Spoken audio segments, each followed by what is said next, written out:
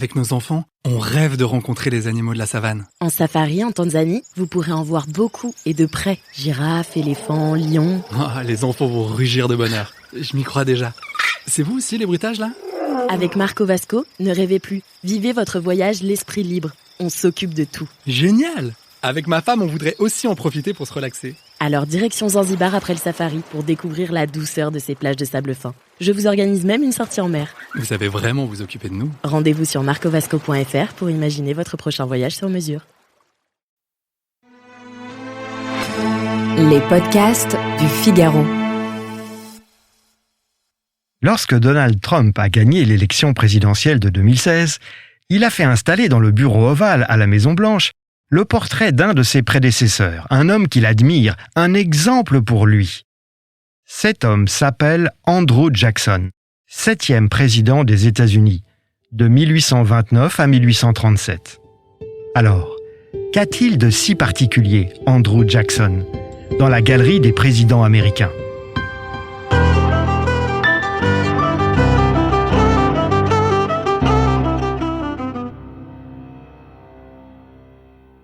Eh bien, c'est un homme du peuple. C'est le premier locataire de la Maison-Blanche d'origine modeste.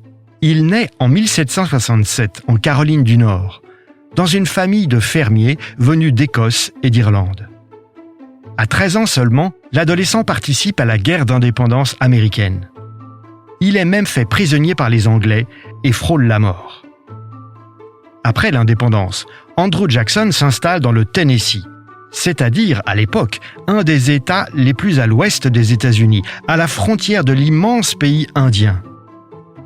Dans le Tennessee, la vie est rude. On est à des années-lumière des grandes villes de la côte Est. Là, Andrew Jackson devient avocat, juge de la Cour suprême de l'État, commandant de la Garde nationale du Tennessee. C'est aussi un propriétaire terrien, un planteur, qui se consacre aux travaux agricoles et qui a des esclaves. En 1812, une guerre éclate entre les jeunes États-Unis d'Amérique et l'Angleterre. Andrew Jackson devient général. Il s'empare de la Floride, alors colonie espagnole. Et en janvier 1815, il bat les Anglais à la Nouvelle-Orléans. Le voilà devenu un héros national. Arrive l'élection présidentielle de 1824. À l'époque, les États-Unis sont en plein bouleversement. La majorité des États ont fini par adopter 2 règles qui n'allaient pas de soi jusqu'alors. Le suffrage universel masculin, d'une part, et le droit pour les électeurs de participer à l'élection du président des États-Unis en désignant des grands électeurs, d'autre part. Bref, la vie politique des États-Unis n'est plus un club réservé à des gentlemen, ce qu'elle était jusqu'alors. Elle se démocratise. Maintenant, il y a des meetings devant des foules, il y a des affiches, il y a des slogans, il y a des passions. C'est dans ce contexte que le général Andrew Jackson se présente à l'élection présidentielle. C'est un homme rude, direct, sanguin. Il a des dizaines de duels à son actif. L'un de ces duels lui a même laissé une balle dans le corps qu'il gardera toute sa vie. Andrew Jackson, c'est le dur à cuire, le self-made man, le candidat de l'Ouest et du peuple contre les patriciens de la Nouvelle-Angleterre et de la Virginie.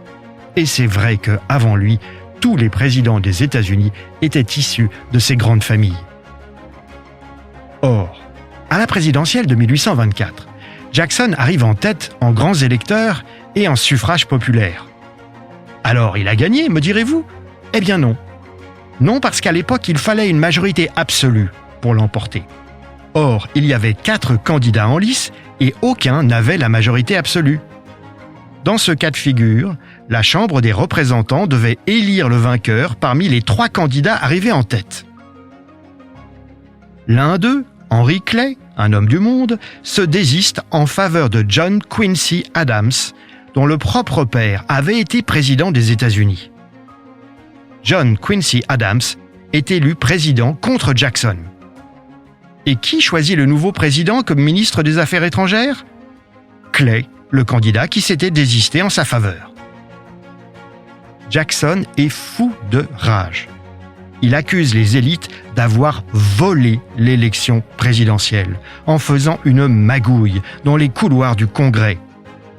Son discours est le suivant: les gens bien nés ont fait un pacte pour garder le pouvoir aux dépens du peuple. On l'a compris, les élites de la côte Est méprisent ce cow-boy avant l'heure, mais il le leur rend bien. Les partisans de Jackson sont tellement furieux qu'ils fondent un nouveau parti qui s'appelle les démocrates jacksoniens. C'est l'ancêtre du Parti démocrate actuel. À l'époque, un caricaturiste représente Andrew Jackson, leur leader, sous les traits d'un âne teigneux. Eh bien, l'intéressé va trouver ça très flatteur. Il reprend l'image à son compte. Il la revendique avec fierté. Oui, je suis comme l'âne, un noble animal, persévérant, qui ne se décourage jamais, dit-il. Et aujourd'hui encore, l'âne, c'est le symbole du Parti démocrate. 4 ans plus tard, à la présidentielle de 1828, Jackson se présente comme l'ami de l'homme ordinaire. C'est un peu son slogan de campagne, « The Friend of the Common Man ». Et il prend sa revanche. Il l'emporte contre le président sortant, John Quincy Adams. Pourquoi ? Parce qu'en 4 ans, le suffrage universel masculin a été adopté non plus dans la majorité des États, mais dans quasiment tous les États. Et en effet, Andrew Jackson est populaire, plus que le président sortant. Pour la première fois, un homme de l'Ouest arrive à la Maison-Blanche au grand dépit des vieilles élites du pays. Sa présidence va marquer un tournant dans l'histoire des jeunes États-Unis.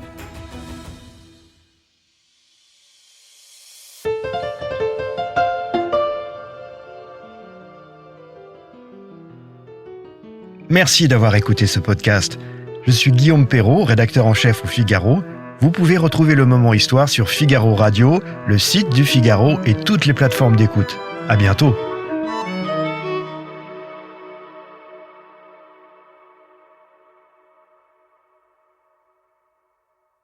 Avec nos enfants, on rêve de rencontrer les animaux de la savane. En safari en Tanzanie, vous pourrez en voir beaucoup et de près. Girafes, éléphants, lions. Oh, les enfants vont rugir de bonheur. Je m'y crois déjà.